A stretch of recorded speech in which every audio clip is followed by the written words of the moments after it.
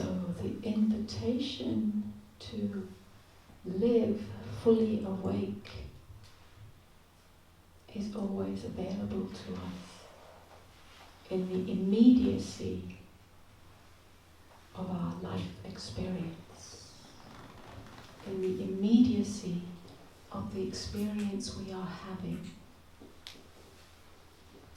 It's not somewhere else at another time, in another circumstance.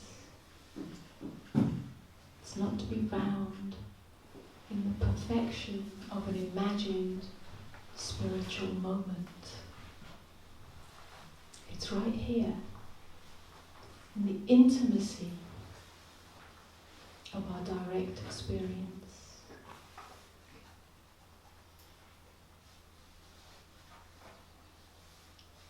Awakening seems like something often unavailable because we're looking in the wrong place.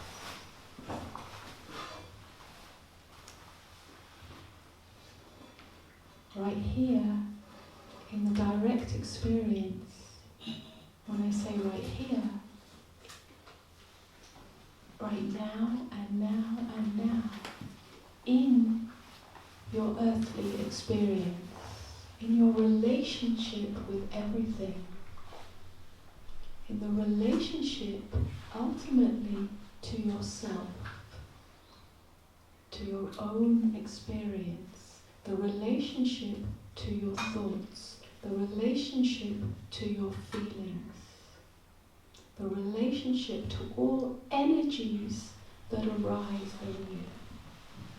If you examine that carefully and clearly and honestly, you will see how much energy is invested in avoiding, resisting, trying to shut off, turn the dial down or turn the dial up on your experience, on the energy that is offering itself to you in your internal experience. There's a lot of busyness, a lot of activity, a lot of mental and emotional acrobatics that go on behind the scenes to avoid, in subtle ways and not so subtle ways, the depth of our experience, our energetic experience. If it doesn't match up to how we want it to be, if it doesn't align with who we think we are as a good person or a bad person, a lucky person or an unlucky person, a worthy person or an unworthy person, whichever person happens to come to the forefront in that moment, and there are many persons inside of you, if your experience doesn't somehow support that person in knowing itself as that person, then we attempt to reject that experience. These are the mental and emotional and energetic acrobatics that go on behind the scene. So much energy is invested in that, so much attention, unconsciously, subconsciously, is invested in that. When that energy is no longer invested in maneuvering our internal energetic experience, either by changing it, making it better, attempting to feel better feelings, attempting to think better thoughts, or attempting to reject those thoughts and feelings that we really don't want, that threaten us,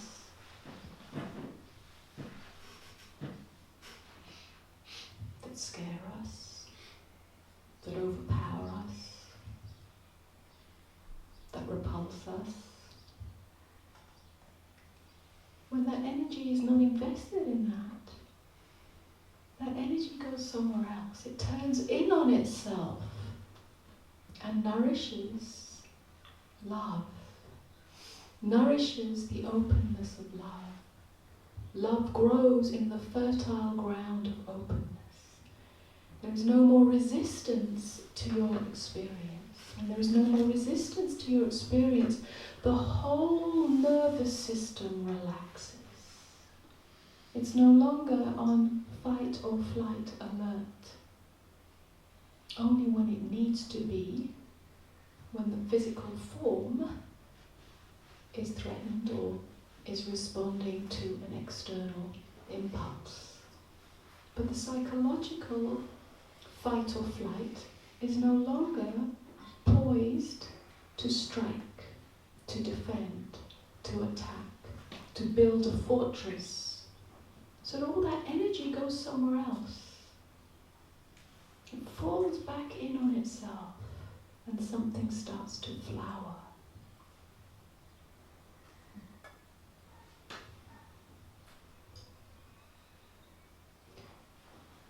There is no practice that can bring you here to this openness. The practice is in the living experience of it. The practice is in the vigilance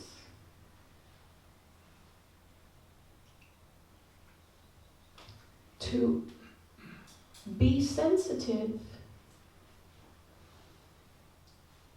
to where the tight fist of reactivity, the tight fist of internal maneuvering rears its head in response to your inner experience. To become sensitive to that, to become like a martial artist, to become like a samurai warrior, poised right here, to see when that reactivity, when that internal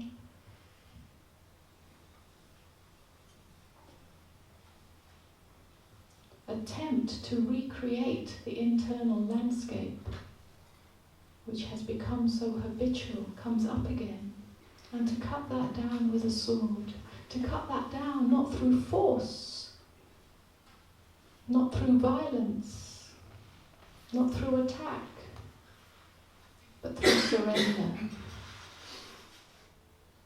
The surrender is the stop. The surrender is the putting down of the weapons.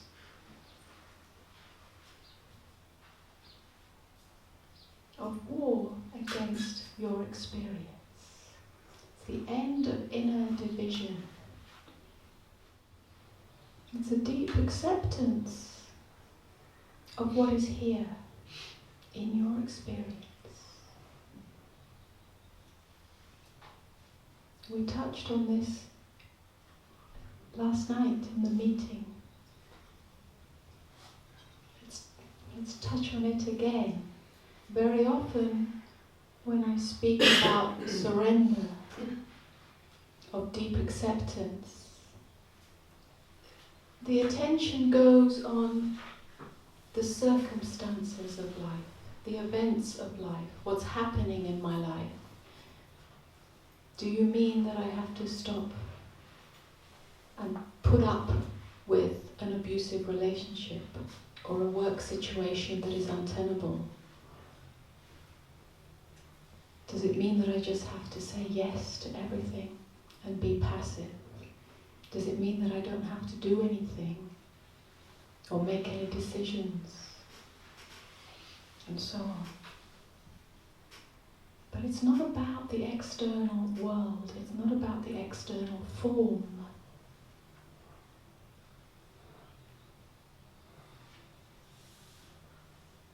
That keeps our attention, when we focus on surrender to what's happening in our lives, it keeps us in the horizontal dimension. Horizontal dimension is an endless problem that we seek to resolve, to find an answer to fix, to get right, to make better, or to run away from, to hide, to avoid, to reject. I'm speaking about surrender in the vertical dimension. The deepest acceptance of the depth of your experience.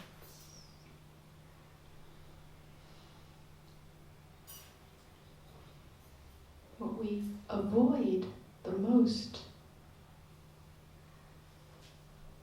what we are scared of the most, is a feeling of unworthiness. That we're not good enough, that we're not loved enough, that we're not perfect enough.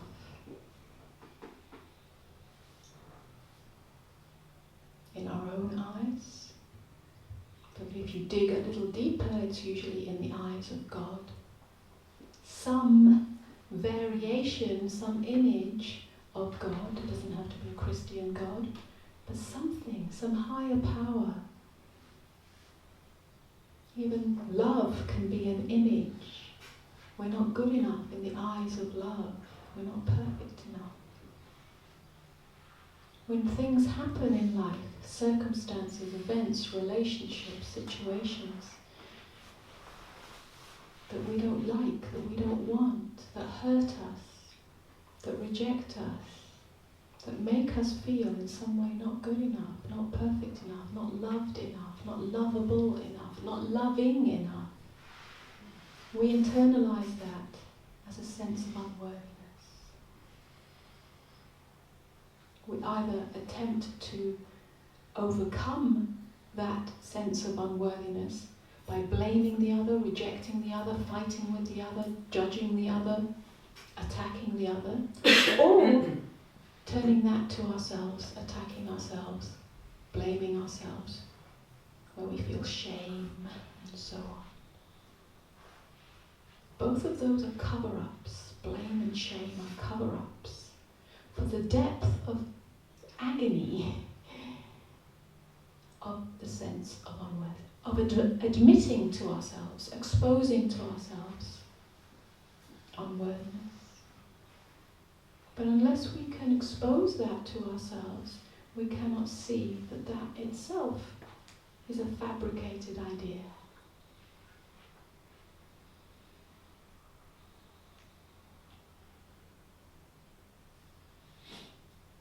As we start to admit the different energetic layers, expose the different energetic layers within ourselves,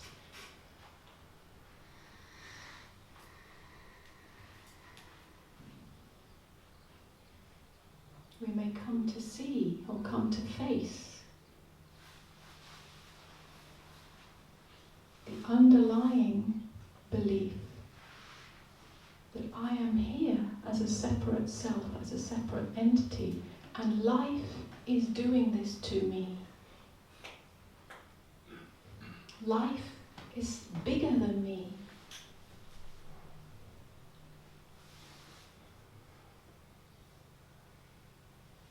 And so we can get closer to the core wound of separation, so that we can come to face it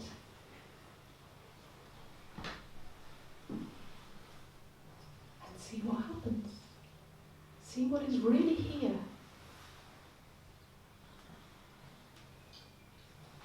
So the acceptance is on the vertical dimension. It's not in the world of form, although it may start there. It's in the world of the formless. Although as we go into the world of the formless, we come across the world of form in ever more subtle realms as our feeling states. So that they also are forms, they're psychological forms. So the invitation of surrender is a diving in. And that diving inness is always available to us. We don't have to sit in silent meditation. We don't have to run away from life in order to come into that verticality.